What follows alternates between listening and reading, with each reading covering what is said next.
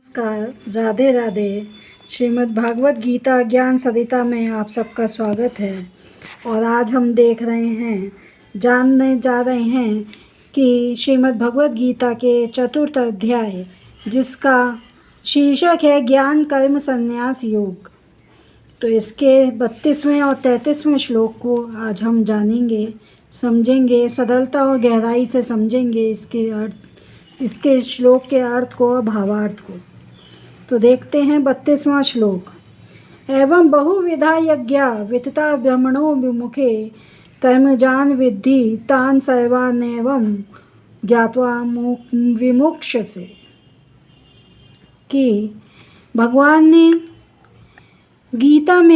गीता के इस श्लोक में अनेक प्रकार के यज्ञ बताए हैं।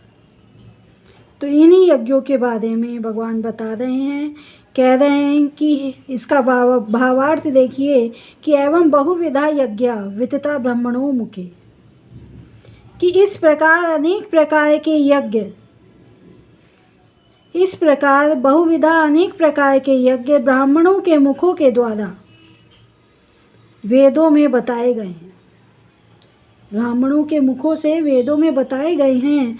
और ये सभी यज्ञ कर्मों से, कर्मजान विद्धि, इन सभी यज्ञों को कर्मों से उत्पन्न जानो।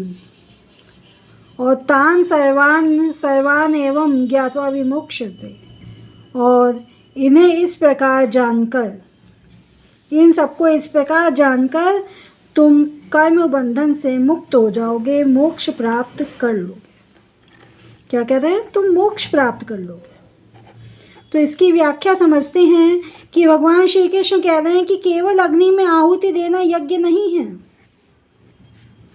अपितु ज्ञान यज्ञ, प्राणायाम यज्ञ, इंद्रिय संयम यज्ञ, इस प्रकार के अनेक प्रकार के यज्ञ हैं।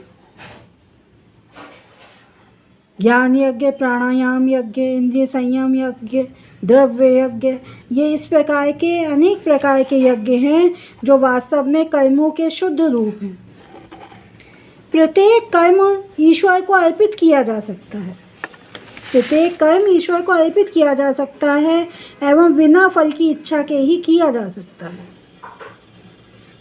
जब कर्म बिना फल की ये इच्छा के किया जाता है, तभी वही कर्म बंधन नहीं बनता है, बल्कि मुक्ति का साधन बन जाता है। हमें क्या करता है? मुक्ति प्रदान करता है, मुक्ति का साधन बन जाता है। अर्थात प्रत्येक कर्म ही यज्ञ है। जो कर्म बिना फल की इच्छा के किया जा सकता है, वह ऐसा कर्म हमें बांधता नहीं है, बल्कि मुक्त करता है। क्या करता है?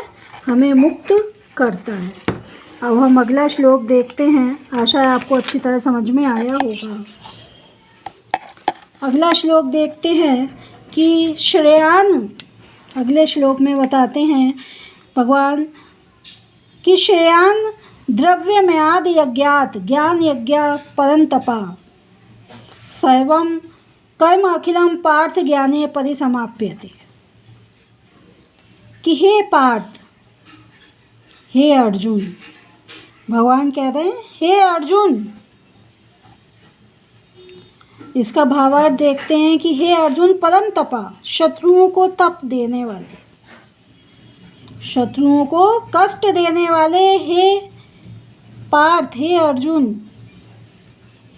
द्रव्य अर्थात सामग्री से, श्रेयान द्रव्यमयात,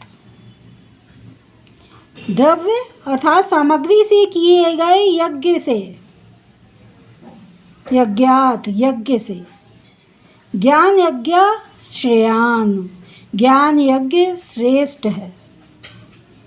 क्यों? क्योंकि सर्वम कर्मम अखिलम, सर्व कर्म अखिलम पार्थ ज्ञाने परिसमाप्यते। क्यों श्रेष्ठ है?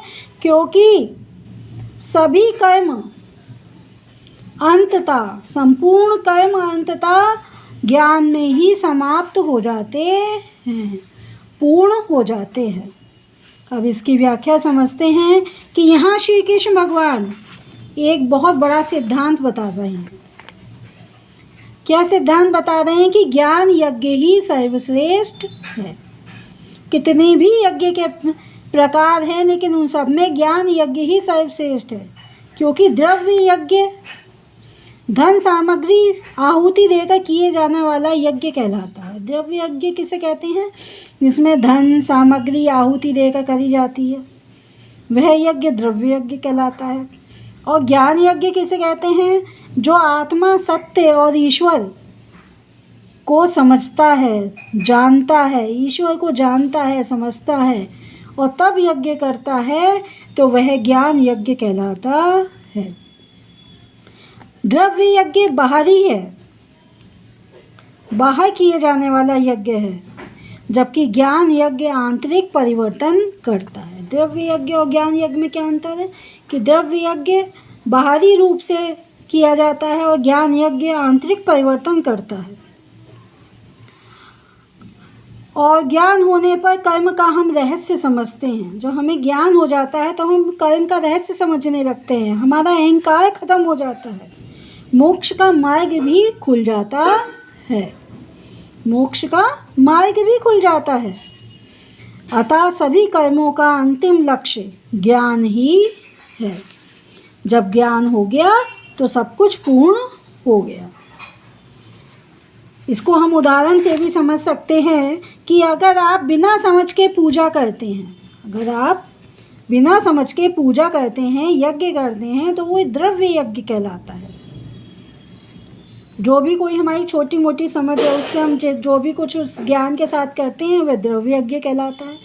वहीं दूसरी ओर अगर हम समझकर, भाव से, भावना से, आत्मा को जानकर पूर्ण कर्म करते हैं तो वह ज्ञान यज्ञ कहलाता है।